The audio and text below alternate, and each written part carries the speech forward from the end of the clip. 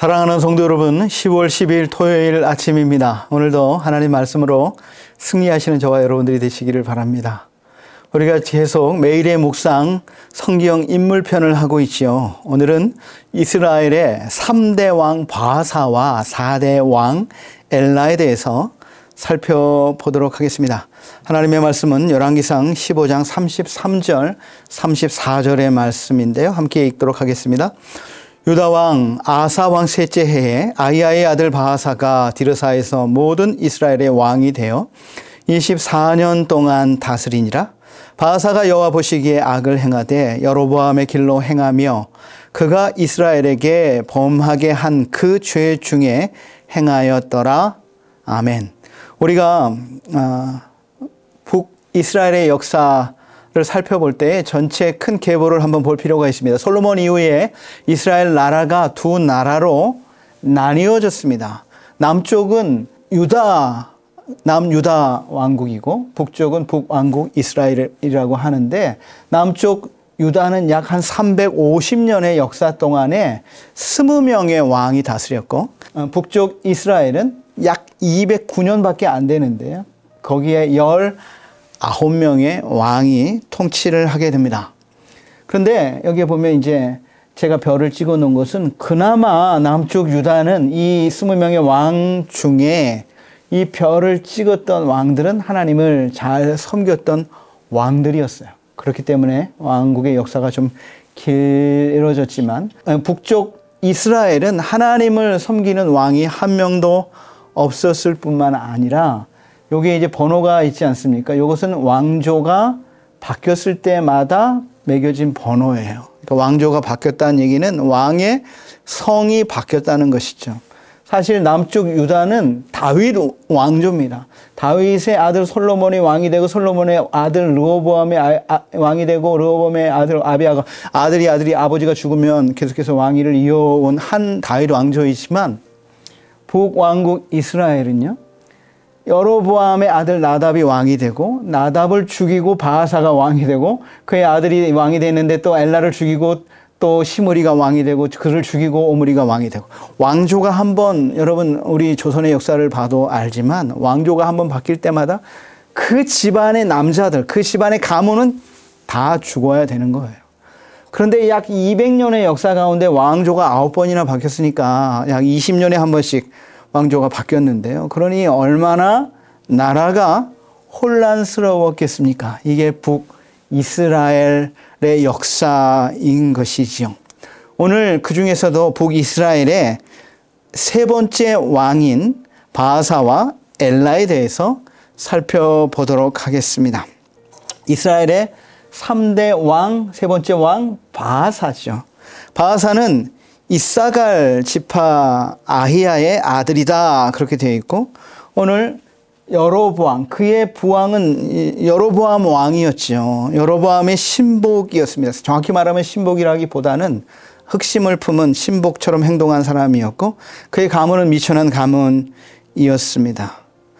여로보암이 22년간 왕위에 있었고, 그가 죽은 다음에 그의 아들 나답이 이제 왕위에 올랐습니다. 그리고 2년 동안 다스렸어요. 말이 2년이지 사실은 햇수로 2년이지 정확히 따지면 1년도 안 되는, 왕권이 견고해지지 않았을 그때에 그의 신복이 왕을 죽이고 반역을 해서 자기가 왕이 된 것이지요. 그래서 이스라엘의 3대 왕으로 등극을 합니다. 여로보암의 아들 나답이 이제 왕이 된 지 2년이 되어서 이제 블레셋에게 빼앗겼던 기브돈이라는 땅이 있어요. 사실은 남북 통일 왕국 시대에, 솔로몬 시대에는 이 기브돈이 이스라엘 땅이었습니다. 그런데 그 나라가 분열되면서 나라가 혼란스러울 때에 블레셋이 다시 기브돈을 차지했거든요. 그러자 이제 나답 왕이 이제 왕이 되면서 아직 군사를 완전히 장악하진 못한 것 같아요. 그런데 이 기브돈을 다시 되찾으려고 진영에 나가 있을 때에 사실은 이 바하사가 그 기브돈 진영의 사령관이었습니다. 그러니까 왕이 나와 있을 때, 외부 진영이 나와 있을 때 왕을 죽이고 빠르게 수도를 차지해서 자기가 왕위에 올랐다라고 하는 것입니다. 바하사가 왕위에 올랐을 때에 남쪽 유다에는 아사가 왕위에 오른 지 제3년이었다 이렇게 말하고 있죠. 바하사가 왕이 된 다음에 한 일이 무엇입니까? 여로보암의 가족 집안을 다 죽이는 일이죠. 열왕기상 15장 28절에는 이렇게 되어 있어요. 유다 왕 아사 왕 셋째 해에 바하사가 나답을 죽이고 대신하여 왕이 되고, 왕이 될 때 여로보암의 온 집을 쳐서 생명 있는 자를 한 사람도 남기지 아니하고 다 멸하였다.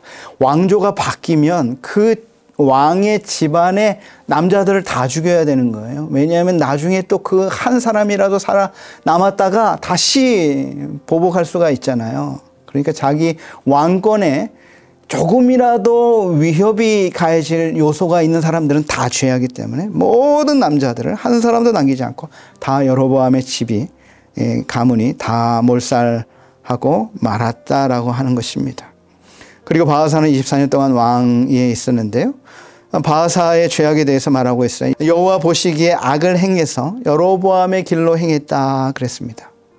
사실 여로보암도 하나님께서 솔로몬 왕국, 통일 왕국의 10지파를 빼앗아서 여로보암에게 주지 않았습니까? 그리고 여로보암과 약속해서 내가 하나님을 잘 섬기면 내 나라를 견고하게 하겠다는 것이었어요. 그러나 여로보암이 10지파의 왕이 되었을 때에 이스라엘 사람들은 1년에 3차례씩 어디에 갑니까? 예루살렘 성전에 절기를 따라서 예루살렘 성전에 가잖아요. 그러니까 예루살렘 성전이 어디에 있습니까? 유다 지파 안에 있지 않습니까? 그러니까 이스라엘 사람들이 이 절기를 지키려고 남쪽 유다로 가가지고 자기를 배반하고 유다와 하나가 되면 어떻게 되냐? 이건 안 되지. 그래가지고 이 여로보암이 금송아지 2개를 만들어서 하나는 단에 하나는 베델에 세워놓고, 자, 너희들 이제 다시는 예루살렘 성전에 갈 필요가 없다. 이 금송아지가 너희를 애굽에서 인도한 신이다 해가지고 북이스라엘이 국가적으로 우상을 숭배하게 만들었던 죄가 바로 여로보암의 죄인데, 바로 바하사가 그 여로보암의 죄를 그대로 따라하고 있다라고 하는 것입니다. 하나님께서 선지자를 보내셔서 바하사를 꾸짖으셨어요. 여호와의 말씀이 하나니의 아들 예후에게 임하여 바하사를 꾸짖어 이르되, 내가 너를 티끌에서 들어 내 백성 이스라엘 위에 주권자가 되게 하였거늘. 아주 미천한 집안이라고 했습니다. 티끌 가운데에서 들어서 너를 이스라엘의 주권자가 되게 하였거늘, 내가 여로보암의 길로 행하며 내 백성 이스라엘에게 범죄하게 하여 그들의 죄로 나를 노엽게 하였은즉 내가 너 바하사와 내 집을 쓸어버려 내 집이 느바세 아들 여로보암의 집같이 되게 하리니, 바하사에게 속한 자가 성읍에서 죽은 줄 개가 먹고 그가 속한 자가 들에서 죽은 줄 공중에 새가 먹으리. 장례도 제대로 치러지지 못할 만큼 그 집이 다 멸하겠다고 하나님께서 예후를 통해서 경고하신 것이죠. 바하사의 남은 사적과 행한 모든 일과 권세는 이스라엘 왕 역대 지력에 기록되지 아니하였느냐. 바하사가 그의 조상들과 함께 잠에 디르사에서 장사되었고 그의 아들 엘라가 대신하여 왕이 되니라 그랬습니다. 이제 바하사가 여호와의 보시기에 악을 행해서 여로보암의 길로 행했고, 그리고 선지자 예후를 통해서 그 잘못을 경고했는데도 그 길을 계속 갔기 때문에 결국에는 그는 죄악 가운데 24년간 죄하고 죽었고요. 그의 아들 엘라가 이제 아버지의 뒤를 이어서 북이스라엘의 4대 왕으로 등극합니다. 엘라는 이제 바하사 왕위를 아버지의 왕위를 물려받은 것이죠. 그러나 재위 2년 만에, 아까도 똑같이 2년이 만 2년이 아닌 거예요. 그냥 왕위에 오르고 이제 군사들을 제대로 장악하지 못한 그때의 또한 반란으로 모든 집안 식구들이 아까 예언대로 다 죽고 말았다라고 하는 것입니다. 왕이 국내 대신 아르사의 집에서 먹고 취해 있을 때에 시므리와 오므리라고 하는 군대의 두 장관이 있었습니다. 사령관이 있었습니다. 군사의 절반을 맡은 시므리와 군사의 절반을 맡은 오므리가 있었는데, 지금 오므리는 지금 어디에 가 있냐면 전장에 나가 있어요. 기쁘돈, 아까도 말씀했듯이 그 기쁘돈을 차지하기 위해서 전장에 군대의 반을 끌고 나가 있었고, 이 시므리는 그러면 수도를 경비하는 거지 않습니까? 왕을 보호하기 위해서 군대의 절반을 가지고 왕을 보호하고 있던 그때의 이 시므리가 왕이 술에 취해 있을 때에 왕을 죽이고 왕이 되었고, 그 그 집안의 모든 가족, 친척, 친구까지를 다 도륙했어요. 성읍에서 죽은 주 개가 먹고 들에서 죽은 주 새가 먹고 그렇게 그 집안이 완전히 도륙이 되었다. 하나님의 예언대로 그렇게 되었다라고 하는 것이죠. 사실은 시므리는 왕이 되고 7일 만에 망합니다. 7일 천하예요. 시므리가 왕을 죽이고 왕이 되었다는 소식을 전장에 나가 있는 오므리가 들었어요. 군대의 절반을 지휘하는 사령관이죠. 그래서 그 군대가 오므리를 그 진영에서 왕으로 삼고 수도를 공격해서 시므리와 성 안에 있는 사람들을 모두 불태워 죽이고 오므리가 왕이 되는 것이죠. 이렇게 복잡하고 혼란스러운 북이스라엘의 역사인 것을 알 수가 있습니다. 오늘 말씀을 통해서 우리가 뭘 알 수가 있습니까?